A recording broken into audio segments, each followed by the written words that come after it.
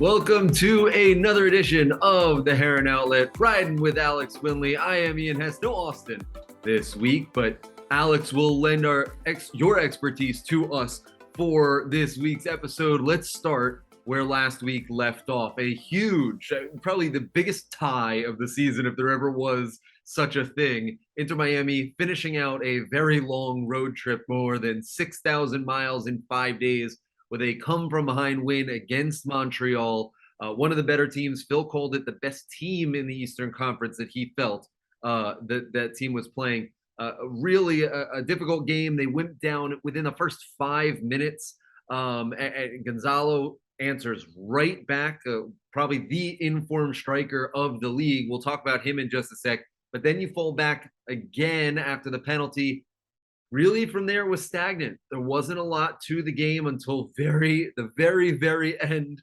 Almost Emerson Rodriguez willing the ball into the back of the net. Not once, not twice, but third time was a charm as Inter Miami gets a very important point and a 2-2 draw against Montreal. So let's just start with the meaning of that point. Really keeps them in that playoff bunch of like 5-6 teams that are all within a point of each other right now. Inter Miami tied with one of four of those teams really in the mix there, Alex. So that point really keeping them up with the Joneses as we head into what is going to be every single game from here on out, as important, if not more important than the last one. Yeah, and especially the road trip was really difficult for Miami. They've talked about, Phil has said, how, it was pretty much inhumane having them fly from coast to coast. Yeah. Yeah. Even Yedlin said something on Instagram about how, who's doing the scheduling for this. So, the road trip as a whole was just, not ideal for players to, for them to recover and rest and, get the proper recovery going. But, Inter Miami found a way to get 4 points, which is really good for them. Last season, that wouldn't have happened. They would have lost both games. The locker room feels different. The players are more together and it's showing on the field. They're talking about, the heart attack Herons, comeback kids. They're constantly, they don't know when to give up really. So yeah, those 4 points, the win at San Jose was massive, and the draw against a really good Montreal team was really good for them. So hopefully they can take that momentum into the New York City match this weekend, because it'll be a difficult team to play again, but there's no Tati, and they've been a little stagnant since then. So hopefully, they'll play a bit better against the Pigeons this weekend. We'll talk about NYCFC later on in the show, but sticking with this Montreal game, Gonzalo gets on the score sheet yet again, now tied with Leo Campana for the team lead with 8 goals, 3 of them via penalty. I think that is worth noting. That's not taking anything away from Gonzalo, but that sort of lends itself to why there are oftentimes fights over who gets to take the penalties. Because if those 3 penalties, let's say just in a hypothetical world, go to Campana instead of Higuain, and he makes all 3, then now it's 11-5. Instead, we're 8-8. So take it with a grain of salt. Still, probably the most informed striker in the league. Has been on an absolute tear as of late, looking like the Higuain of old, and the Higuain that you wanted as a designated player, which is really beneficial for this team in multiple regards. I'm going to say not just from a production standpoint, but a happy Gonzalo is a happy Inter Miami. And those two things have not always been intertwined in this marriage that they've had for a while. Phil had said last week, I think it was, that this is the happiest he's seen Gonzalo in pink and black. And I think that to get that at this moment of the season, let's go back a year.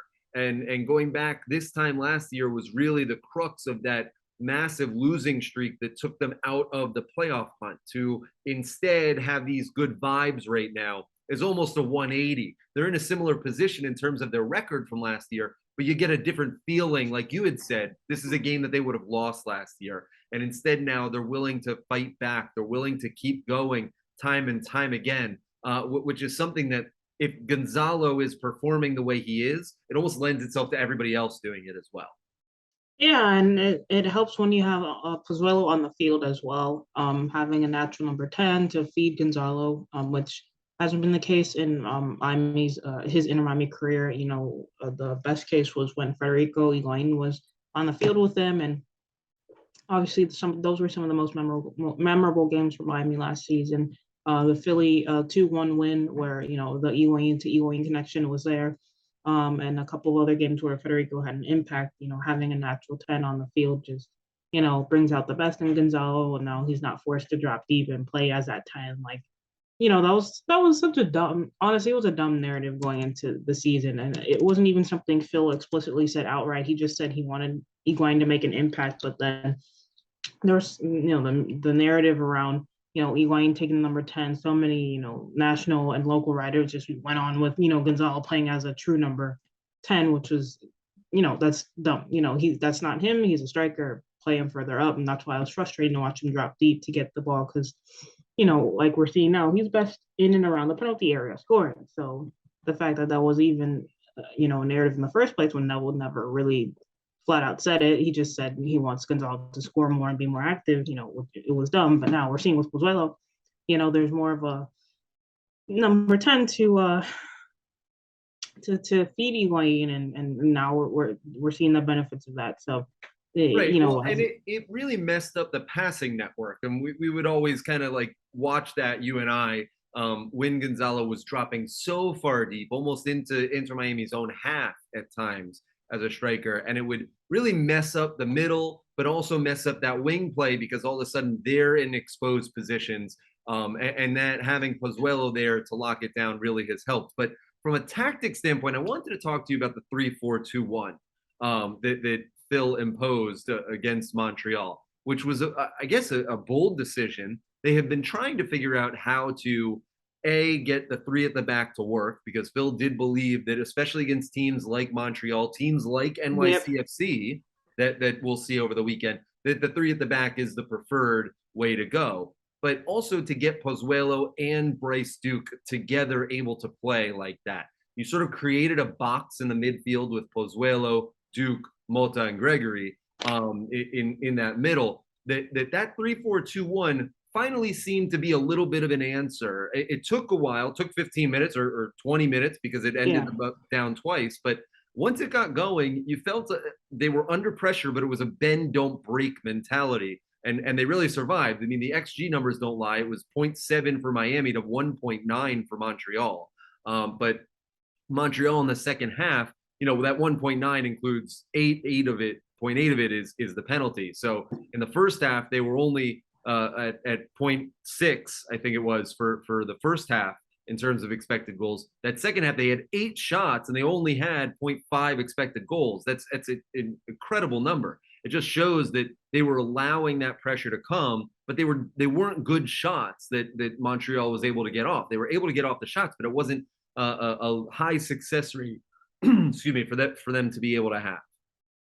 Yeah, and I think the Montreal game was an interesting study on that. I think everyone was freaking out when the lineup dropped, saying 4-3-3. Neville, excuse me, McVay as a left back, but that's it wasn't the case, because you see the last couple of games Miami's lined up in a 4-3-3, but almost always it was a 3-4-2-1, or Campana and Higuain together with Pozuelo in behind them in a 4-2, 4-3-1-2, and it was just different tactically, different formational setups. And then you have Robert Taylor as a wing back, which probably isn't his best position, but it's the Lewis Morganification of him in that regard. But I think Taylor's probably much better in that position than Lewis was for Miami, honestly, defensively and going forward, just technically.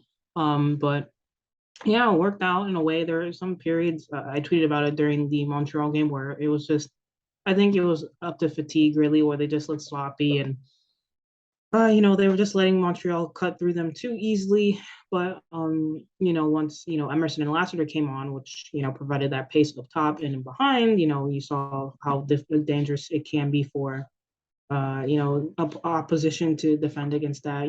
At the end of the day, pace is something that you can't teach. It's it's a genetic thing. So having Emerson and Lassiter on there Just using their speed to get in behind, and and Emerson finally finishing a goal after that San Jose shocker, which, Neville actually commented on. He said he saw some of the hot shots people were taking at Emerson, and yeah, I mean, some of the misses were bad, but he's still a young player in a new league, in a new country. He's still getting acclimated, but people don't take that into account. So I was yeah, I saying think what a reckoning it was for yeah, Higuain Twitter and for Emerson Twitter yeah, for these yeah. guys to have the week that they had.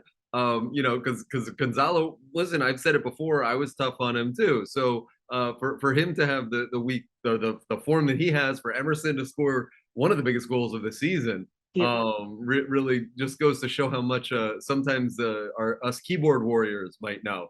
But I did want to first off, let's stick on Emerson because I think that he deserves the praise after what he had gotten. You mentioned what Hmm. Phil had said. Some of that you mentioned the San Jose game, Yeah. and I want to talk tactically about that in a sec. But he did that San Jose game. It almost felt like there was an ocean. The goal was the size of an ocean, and yet nothing seemingly was getting wet. It was really quite remarkable towards the end there, just how many, bold-faced opportunities there were, and nothing seemed to go in. A situation like that for a young player like him, who had recently just scored his first ever goal, and who really is trying to make a name for himself, has been praised a lot this season. And fans had been saying, well, what you keep talking about this guy, why aren't we seeing more of him? And I think that was a fair question to ask. And so some of the criticism, I think, was a little bit valid in terms of, here's your wide open chances, take advantage of it. And it is fortuitous that it didn't wind up hurting Inter Miami in the end. We've seen a couple of times, let's cough, cough, Cincinnati, where Yeah. where stuff like that has come back to bite them. But Emerson really did, his pace just really does change a game, and coming on in the 70th, 80th minute, the fact that he is just so quick in such a short period of time like that, I get tactically and strategically why it's such a weapon for this team. Oh, excuse me. I was just scrolling through the Inter Miami subreddit, and I saw a tweet saying that the club is interested in getting Campana on a permanent deal from this uh I believe this Ecuadorian journalist.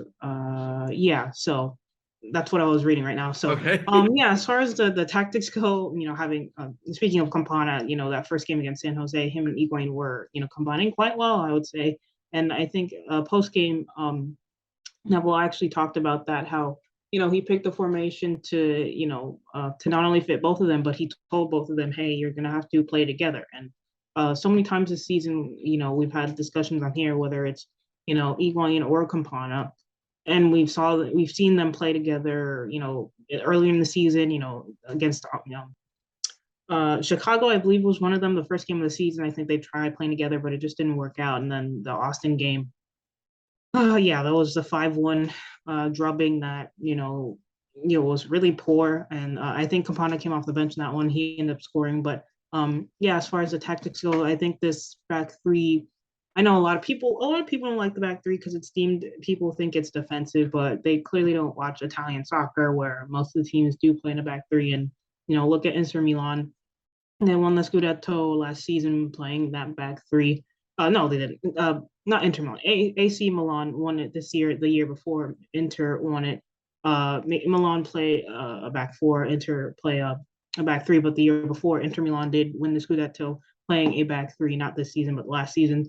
And they look super attacking. So it's not a necessarily defensive formation, but the way Inter Miami play it, sometimes it can be, but there are times where Robert Taylor gets up and Yedlin gets up, and it can be super attacking, especially when you have the defensive solidity of Gregory and Mata in behind them. And Mata, for one, I want to shout him out. He had a really good game against both games. I think he Yeah. played well. We've been getting on his back for not maybe being up to standard, and maybe calling for Bryce Duke to get some minutes instead of him, but he stepped up and that wonder goal against San Jose, which wasn't nominated for goal of the week, surprisingly. I don't know what I think. Gareth Bell's goal probably took precedent over that, but yeah, Mata played well, and I think that formation just allows Miami Neville to do the things that he wants to do. I know the 4-3-3 is deemed more attacking, but I think with especially with the center back situation now and the questionable left back situation, just playing a back three where you have McVay in his proper position, and then you can still play Ryan Saylor or Mabika and Low, and it's not who sits on the bench. It's who needs to rotate out more so than anything. So yeah, against New York, they may switch back to a flat back four because they're at home, but I don't know. We'll just have to see this weekend. Let's talk about the difference between that 3-4-2-1 and the three, maybe more traditional 3-5-2 that Inter Miami was playing against San Jose. You mentioned with Campana and Higuain up top. It didn't last as long as maybe, with the Campana injury. It changed a lot of that. Phil saying that he expects him to be out probably around 7 weeks. And so, or 4 to 6, I think was. So I'm trying to remember off so many press conferences in such a short amount of time. We just finished the DeAndre Yedlin one. Yeah. Now we're going on to new ones. But yeah, I think that that 3-5-2 looked different than the 3-4-2-1, obviously for different reasons. But let's talk operationally what the preference is, what Phil's looking at in terms of why he would choose one over the other in those situations. You had mentioned the attacking style. I think that 3-5-2 lends itself a little more naturally to it. The 3-4-2-1 lends itself a little more to a possession-based offense and one where you can allow some pockets and you give that up, but in turn you have numbers and an overload of numbers in more important areas of the field.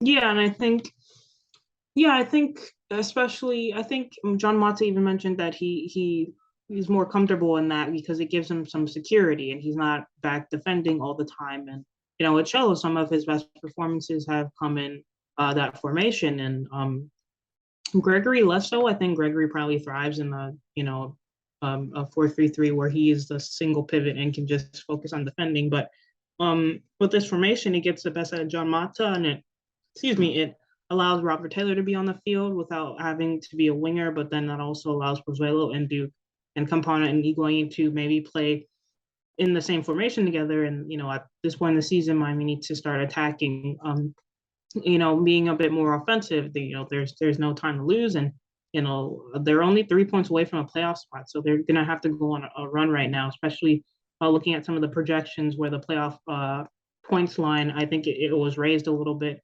I think it went from like 43 points to 45, and looking at some of the projections, Miami would fall short just based off of certain things. So, yeah, it's going to be, just do or die. They're going to have to try something, and I think this back three is, attacking enough and defensive enough for them to be able to do that. Well, it also helps when you have a player like Drake Callender at the back who again gets MLS Team of the Week honors with another clean sheet against San Jose, and also 5 of 6 saves on the week. Almost got to that penalty. Man, oh man, did he almost get to that penalty? Yeah, that would have been huge. And I think that he would tell you that he wishes that he would have gotten to it, because I know that that's something that he has been wanting to put his mark on for a while. So really, let's stick there with him and the evolution of him as a goalkeeper and the number one goalkeeper. Even I think it was Matt Doyle was talking about him possibly getting a U.S. men's national team interest, if you will, or being at least discussed as one of the. There's a lot of goalkeepers in that conversation, but I think that definitely Drake Callender has earned the praise that he's gotten for another outstanding performance. Yeah, and Drake has been quietly one of the better goalkeepers in MLS. And I know a couple weeks back there was this huge narrative of whether or not Nick Marshman's going to come back in, or Drake will be, Callender will be on the bench again. But Neville stuck with the hot hand, and it's starting to pay off. With young players especially, they need to be playing weekly. And I know Drake's 24, 25, but he's still a young player, and this is his first full-time season starting for a top-level team. And, having him just play week in, week out is only going to make him better. And, and also, what does this mean for Nick Marsman going forward? He was brought in last season to be that number one goalkeeper after John McCarthy left. And, it's difficult because Nick has been good for a really long time, but he's on wages that you don't normally pay a backup keeper. And earlier this He's on week, high wages for a starting keeper. Yeah, that too. I mean, I don't want to take anything away from Marsman, but that creates a sort of a stopgap situation there where he's being paid like one of the better number one goalkeepers in MLS. So that has to enter the conversation. Yeah, and also, earlier this week, Clement Diop was let go. So right now there's, only 3 goalkeepers on the roster: Cedro dos Santos, Marsman, and Callender. And right now Neville's going with, his first choice and Drake Callender. So like you said, what does that mean for Marsman? There are plenty of MLS teams around the league that, probably need a starting keeper going forward. I don't know about Solina up there in Chicago. I don't know when he goes to Chelsea, but maybe, I don't know, depending if that whole situation is crazy how he's going for that much money. Yeah, I don't know. I think, side note, but I think, Chelsea just have so many like players that go off on loan. I don't know if, maybe it was a smart move for him, but generally I would have gone to like maybe like the Dutch league or, a lower German side or, another Italian team where you can be the starter. But, if that's, what Solina wanted to do, I can't drag him to Chelsea. They're one of the bigger clubs. So that's good for him. But anyway, like, so for example, Chicago, they may have a goalkeeper opening and maybe Marsman wants playing time. I think Chicago also have another younger keeper coming through the pipeline, and they always do. Yeah, they do. Yeah, and if that guy is not ready yet, maybe Marsman can go over there, be a stopgap for a year or two. Be that starter. Who knows? This offseason is going to be super interesting for Miami, and we'll have a little mini podcast on that because I think this offseason can probably be so critical for the club going forward as far as DP spots. The last year's sanctions. We already talked. I think you tweeted about how they have a pretty good return on basically all of it. There's like about, if you do the numbers, about 385K. Because let's remember, you mentioned Diop traded to the New England Revolution for 125 in allocation money. That allocation money is all of it. Every penny of it is for 2023. Yeah, which really is some good bookkeeping by Hendy over there, because I think that the reason is that now with that, if it would have been sent to 2022, they would have had to have used it on deadline day. And if you remember in the last time that we got to talk to Phil, I had asked him about why didn't he make any moves on deadline day. His retort back, which I think is fair, was that he had felt that they had already made the moves earlier in the window with Pozuelo and with Coco. Now they didn't want to feel rushed. They got the guys that they wanted. This was just a nice, easy way to free up some money for next year, which I think is a great way to do it. By doing so, they basically, the sanctions will only cost them about, right now, if everything stayed the same, they're only down about 385K in allocation money for next year, and then the sanctions are done. So that really, we're talking 1 or 2 moves, maybe if that they'll have to do in order to free that up. Marsman on the way to do that would cover all of it basically. Not to get into too much speculation on that. But we're not reporting anything. This is just like back and forth. So yeah, you bring up a really good point though, that they're very close to the sanctions just being entirely done altogether, and that's a credit to them, because if you look, there hasn't been that much. It's hard to say with a team that's made as many moves as they have that there hasn't been as much volatility. But since the start of this year, right, since January when Yedlin came in, when McVay came in, and really like that was sort of understood. Now with Pozuelo, obviously a big change, but they haven't had to do these massive things that we were expecting to be throughout the year. Yeah, and I think it's really, and speaking of Pozuelo, that, we're not reporting anything, but, it's looking good for him to maybe come back. I know, just based off of the money. Yeah, I'd be shocked. Yeah, just that based off of the money and, the fact that, he really likes playing here and, he wanted to come here. I think it was his introductory press conference where he's talking about the locker room in Toronto, where it probably wasn't the happiest for him, and he was, and I think he did mention that Miami's locker room is just kind of a ball of joy for him right now. You see the Instagram stories with the team grounding, walking barefoot on the grass after practice, and it's really cool for them. Yeah, as far as that goes, I think Miami are in a really good position for next season. Even if they don't make the playoffs this year, I think we've seen enough of the foundation to be set for next season for them to, maybe push for, maybe, higher up the Eastern Conference in regards to, DPs and just bring in players that want to compete. Like you said earlier, I think Chris Henderson and Neville have done a really good job just cleaning house and being prepared for next season.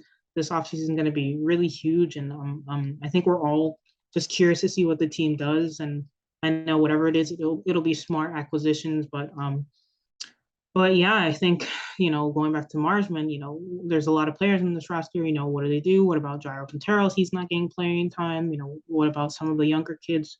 Younger players like Noah Allen. Will they get more playing time next season? Then you have guys like George Acosta, who's been out. They've been out injured and they're just recovering. And I rate George Acosta a lot. So hopefully, maybe I don't know, but I like George Acosta. He's been injured, but hopefully somehow he can get some playing time, whether it be for Inter Miami CF2 or maybe he goes on loan like Edison Ascona.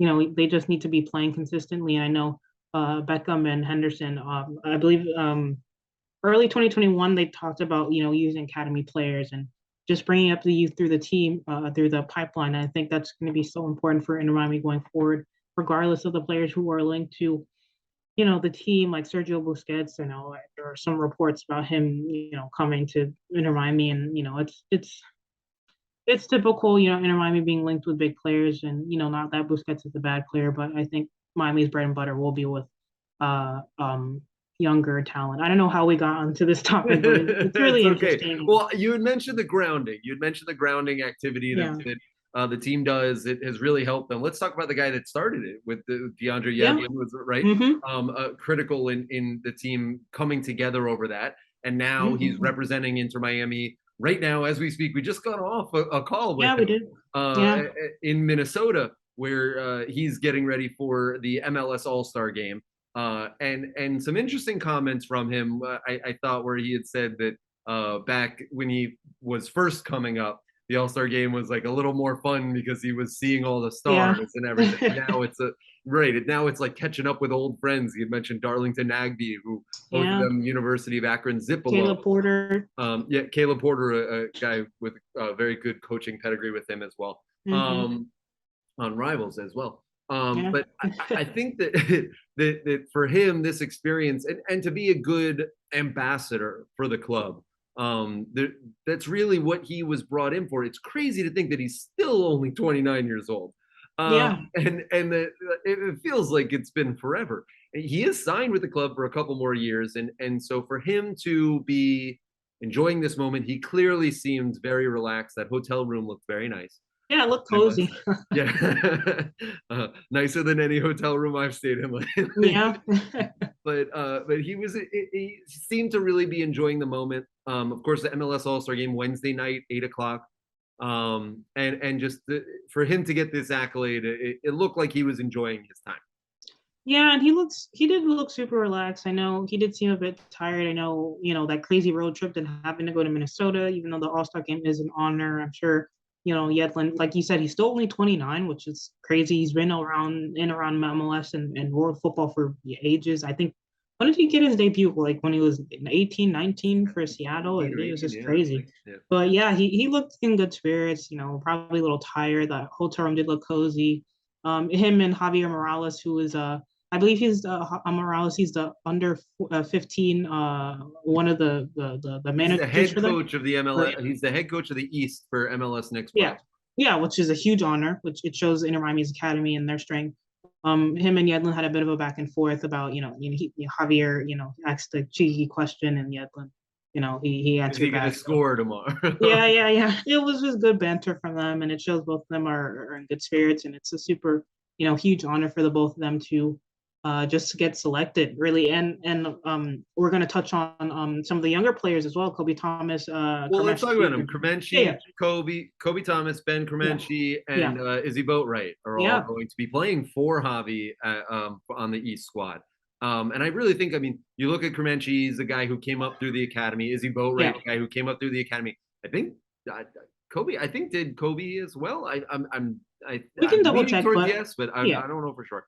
Um, but I mean, to have all those guys, they made the announcement earlier this week that now they're adding a U16 and a U19s to it. So you have the 12s, 13, 14, 15, 16, 17s, who both the 15s and 17s being the major ones that they had. But now you create that stopgap in the middle for a 16s and now a U19, which really I thought Javi made a very interesting comment when I asked him about it was that it allow them to have more fluidity in between Inter Miami 2 and the U19 program, which is yeah. very key, very underrated. That similar to how Hundal's been called up to the first Yeah. team with Campanas. Now you can do that on almost like a tertiary level, Hmm. which will really streamline their academy process. He touched on something really important. He talked about sometimes when players jump to higher levels, they're not quite ready for that, and they end up losing players because of that, just because maybe they're just not used to the speed of the game, and so having that stopgap or that you know area The ability to structure of the switch, pyramid, right? yeah, Adding up. Yeah. it's better for them, and it's really good that they're doing that as well. And I think academy is just so important. I'm really passionate about this because I played youth soccer, and it's just really important. Like when you can build up players from your local, from your city, and have them to the first team, like a No Allen, like an Escona, even though if they're not quite ready for MLS minutes yet, in the future, maybe even a year's time, No Allen could be a starter, Escona could be a starter. We never know. They're both 18, they're turning 19, so maybe they're probably ready for that now. So it's just super interesting to see even in your Miami CF2 guys. They were balling out. They had a 4-1 win the other night, which was huge. Excuse me, Schneider Borgelin scored a hat trick. Romeo Becker got 2 assists, and yeah, it was just Kremeshki also got a goal. So it was just really monster for them. Darren Powell's doing good stuff with them, and yeah, it's just really rewarding to see as people covering the team. These players come through and having getting to speak with them and seeing where their heads at, and then seeing them go up to the first team. It's honestly super rewarding to see. So kudos for MLS Next Pro for just kind of existing and giving players that platform to be able to do this. And kudos to the Inter Miami FC Academy for finding this talent. Well, and I think it's really great for Kremenci, for Kobe, for Izzy, for them to all get this opportunity to play in this environment. It comes with certain I don't want to say expectations, but certain like professional responsibilities that will expose them to situations that will be new to them. A lot of the time, getting players at that age out of their comfort zone into environments that they're not necessarily accustomed to Yeah. can be very, very beneficial. And to have them go up against the best, that game will be on noon. I think it's streamed on MLSNextPro.com. Yeah. But it's at noon on Wednesday for those who I know that will check it out. But really looking forward to seeing what an all-star game truly is, which is because especially in MLS Next Pro, it's a lot of Eastern Conference teams playing Eastern Conference teams, Western Conference teams playing Western Conference teams. So to have that, that intertwined for a game, you can really test yourself and see where you're at. But I don't want to give up on the academy. You brought up a really good point that how they're able to pull from, and Javi spoke about this, how so much of it is the local South Florida talent. They announced 54 new players in the academy program, and 52 of them are from South Florida. So really just goes to show that that they're finding the players here, and they're pulling from some of the best travel teams in the area. I mean, Yeah. Kendall Rush is really good. Weston FC is really Weston. good. Yeah. Team Boca's really good. South Florida Football Academy. These are, they're really the if I coached high school, so I come in contact with a lot of these clubs, and you see the names of the the organizations that you're like, wow, okay, these are the ones that if I'm scouting the best, like, you and then you put Pinecrest is in there too. Pinecrest is a great program. So I think that there really is a lot to be said for what they're doing with the academy and with the MLS Next Pro All Stars in trying to get this. I want to finish just with what Javi said about uh, about seeing the process of, like you had said, that stopgap in between years, or the progression throughout the years. It's going to be interesting for them to see how that fits at a national level.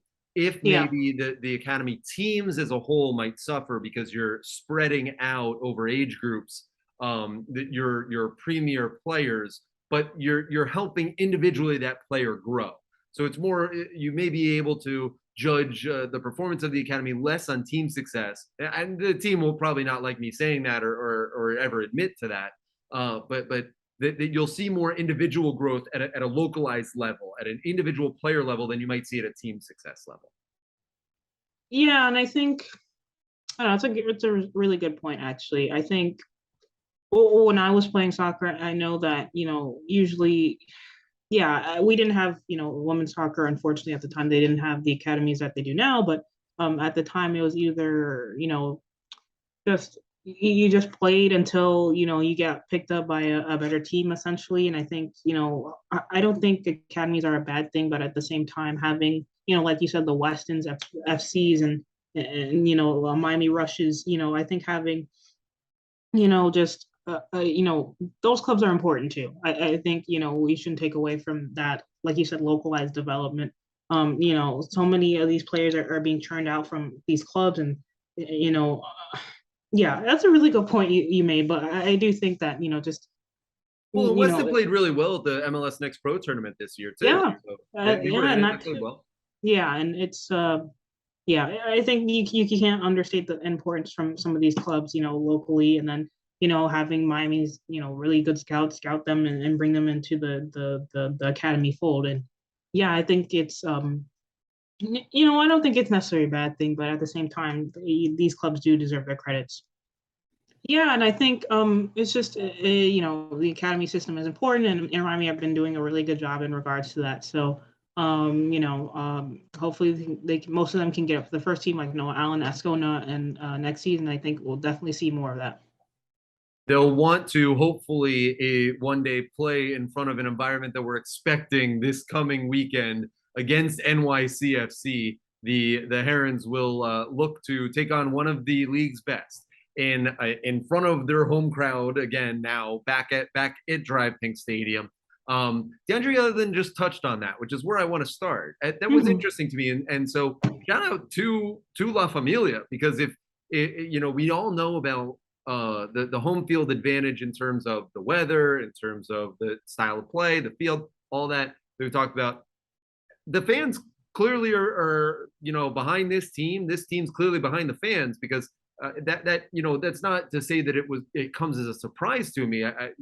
We can hear it from the press box. There's always great atmosphere in support of Inter Miami, but it's now needed more than ever.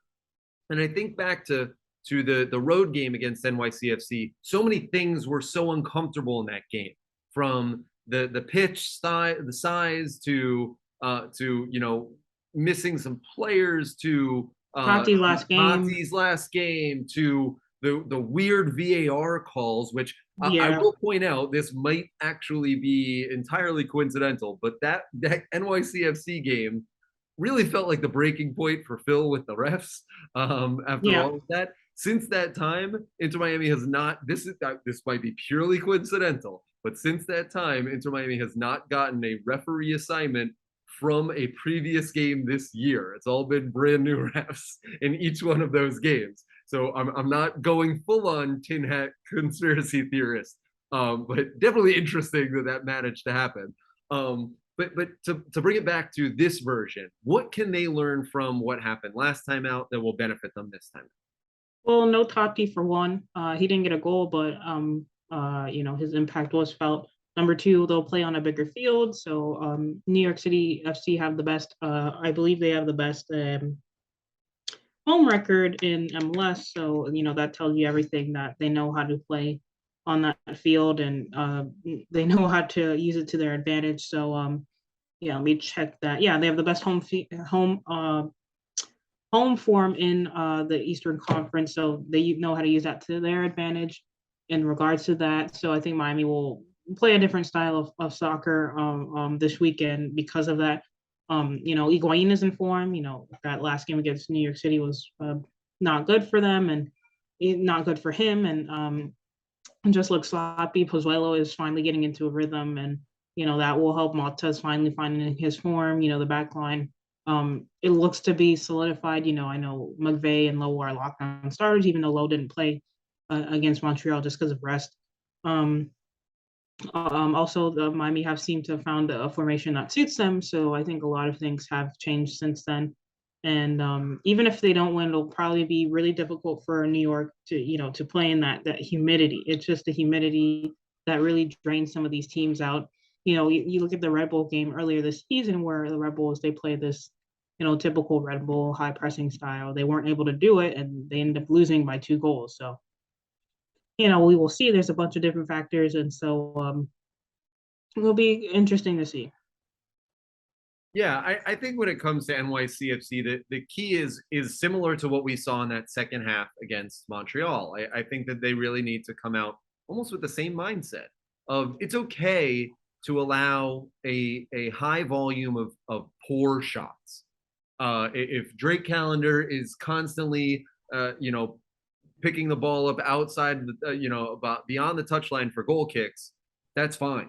Make that happen every single time. And as long as they're low percentage shots, I'm okay with giving up possession. I'm okay with giving up, opportunities really, because it will open up the game, right? The space. And Bryce Duke talked about it after the game. Is that he had said sometimes that their mentality becomes too forward, and they have realized that when they stagnate like that, when they don't move, when they're almost like have cement for feet, that the field almost like a vice, like closes in on them. Against NYCFC, when Inter Miami have the ball, that's what NYCFC is going to want to do to you. So what he noticed is as he was making those different runs later in the first half, really when Inter Miami was struggling against Montreal, when he started making those off ball runs, it started to change the triangle, and it changed and opened up different opportunities for him. Really, I mean, you go back to that first goal that he was involved in, that's an awkward off ball run. And that flick, right? He had the Ole Yeah, that opened it up for Pozuelo, but for him to make that almost like narrow diagonal run into that space, very unnatural for him. So yeah, I think that shows progress for him. I'll make it more about the team as a whole, because if they're able to do that, if they're able to draw that midfield, Maxi Morales, they're able to pull apart sort of the organization of NYCFC. That has to be a lot of the game plan. You saw it in that second half a little against Montreal when you tried to go after Mihailovic, Wanyama. You tried to pull them away from each other a little bit more. I think that's what you have to do against a team like NYCFC to be successful. yeah, and I think it's doable. It's doable. I think NYCFC's last couple of games, they've not been in too good form. I think they got beat by Columbus. Yeah, they got beat by Columbus. Looking at their previous matches here, Yeah, they drew Montreal. They lost. yeah, To drew Montreal, and they haven't been really scoring a lot. I know that Montreal game, their XG was super low, which was crazy. That game But was really boring. yeah, 0-0, like I can't imagine. But I think Miami probably do have a shot here, especially there's no Tati, and NYCFC have been looking a little sluggish since then. So and you're playing in South Florida, humidity. Miami will be well rested after that long road trip. Let's see what happens. So definitely an interesting matchup between those two teams. There's 10 games left. I want to finish with the playoff picture as we record this here, and going into this weekend. There's 10 games left, 11 for a couple teams: New England, Columbus, and Atlanta.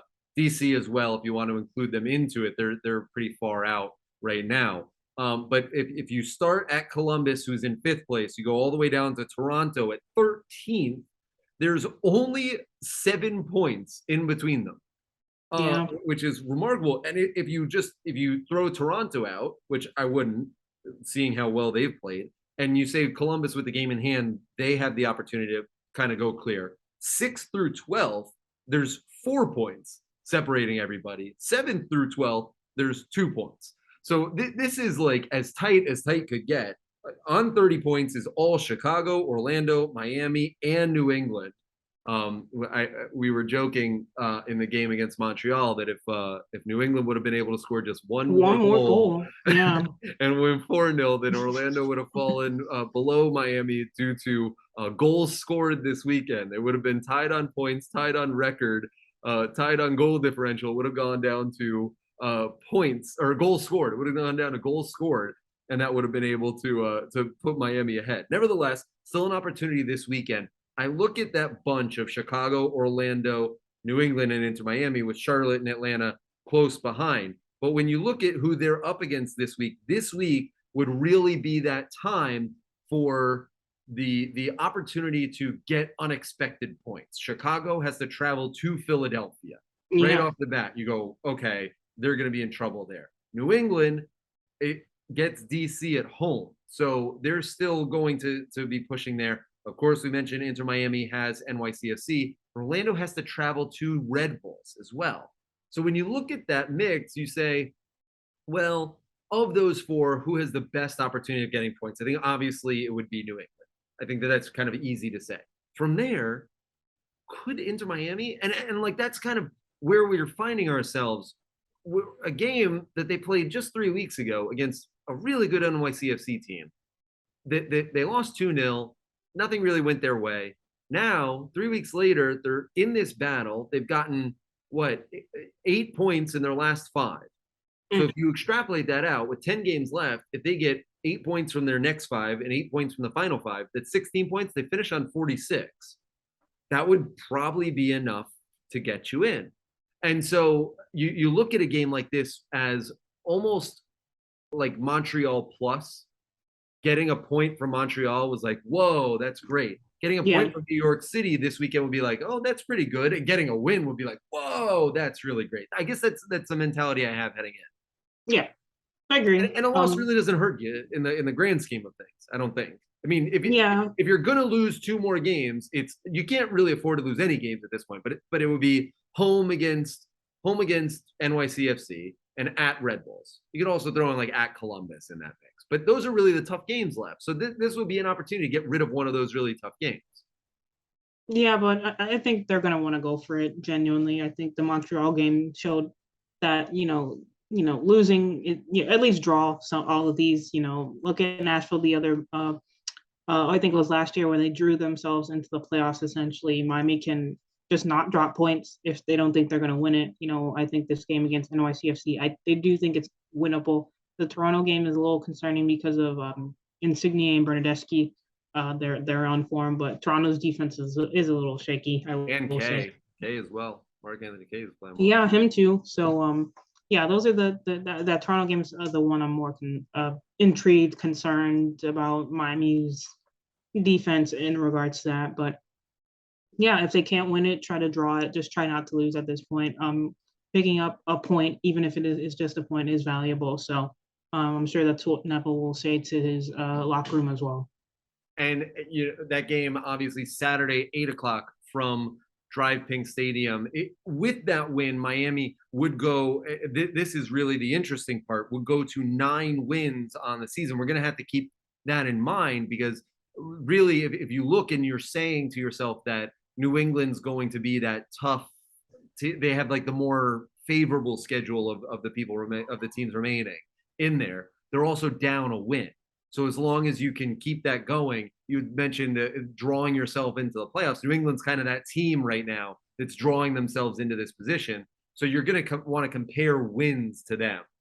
That's really where you're going to fall in line. Likewise, Charlotte has the extra wins. They haven't drawn as much. So as you're going through these playoff berths, I guess I'm wondering to you where this week in particular, if you had to pick of those games of those teams that are around Miami, the one that you're saying, okay, this is the one that I wanted to keep my eye out on more than any other, because you can't keep track of 8 games at once. Is there one of those games that goes, well, maybe here's a potential for some dropped points, or maybe there's potential for some not so great picked up points? For me, I really look at Toronto hosting Portland, because if Portland could get 3 points from that, that really puts Toronto in a bind. And Miami having 2 games left against Toronto and against Columbus, I really think that could take a wind out of the sails of Toronto and them trying to get back into this race.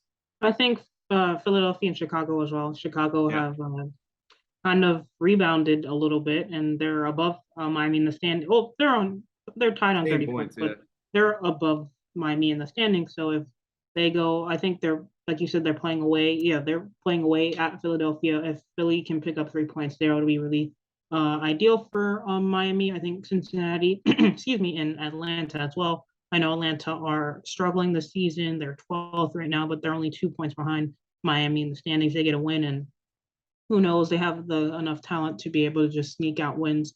Cincinnati, they're 2 points ahead of Miami, so ideally this game would end in a draw for for just Miami's sake. What else? Columbus, Colorado. I don't know about. See, again, those Western Conference games. Yeah. Anytime an East team is playing a Western Conference team, right now you need the Western Conference team to win. And Yeah, a lot of that is Portland. Portland's going to come up a lot in this race. Yeah, and I'll say this too: LAFC and Charlotte FC. I know LAFC probably are the favorites to win that game, but they're are definitely the favorites. 75 points. That would be an MLS record. Yeah, they are definitely the favorites to win that game. Charlotte, who knows? They're on 9 wins as well. So, well, they're on 9 wins. Miami hasn't gotten their 9th win, but Charlotte, they've had a bit of a rebound since firing their coach, which usually it's the opposite. So who knows? They could draw, but I think LAFC are the favorites in that game. So just plenty of games to look out in the future. Even next week, August 17th, Toronto, New England, that will be an interesting one. Yeah, next week is a lot of big games. Yeah. It's a lot of them. Yeah, New York CFC, Charlotte, and then 2 days after that, Red Bull, Cincinnati, Miami play Toronto, and then so just a bunch of different. It's going to come fast and furious. It has to when you have this many teams that are in a playoff race, right? By having that many teams in the mix right now, I mean, I think I was looking every single game this week will in the Eastern Conference outside of Montreal will directly affect the last playoff berth. Not just any playoff berth, because Montreal could in its own go from third to they're in their own third place battle right now. But every other game in the Eastern Conference affects that last playoff line, which is crazy to me. And that's going to be that's the way that it's going to be for the next couple of weeks. Before we leave, just wanted to give a quick shout out to Inter Miami 2 as they are still battling. They got a big win against Revs 2. Beckham did show up for that game to cheer them on, which was very nice to see. Also making an appearance, this is why I wanted to bring it up, the return of the man, the myth, the legend, the Breck Shea. Got some action in there and returned to the pitch for Inter Miami 2. So something to keep an eye out on. It was great to see Breck get back a very long injury run this year, and so to have him back on the field was nice to see. It'll be important for Inter Miami going forward, because if they do make the playoffs, they're going to need depth. And at left back. If Kieran Gibbs can't go, Breck is literally the next option, or maybe Noah Allen. So it's good seeing Breck getting back there on the field. She is Alex Winley for Austin Rollard and our producer, Andres. I am Ian Hess. Make sure you follow us at the Heron Outlet on Instagram. Follow us at the Heron Outlet on Twitter and on YouTube. Subscribe, share, like, all that fun stuff. And we'll see you for another episode this time next week.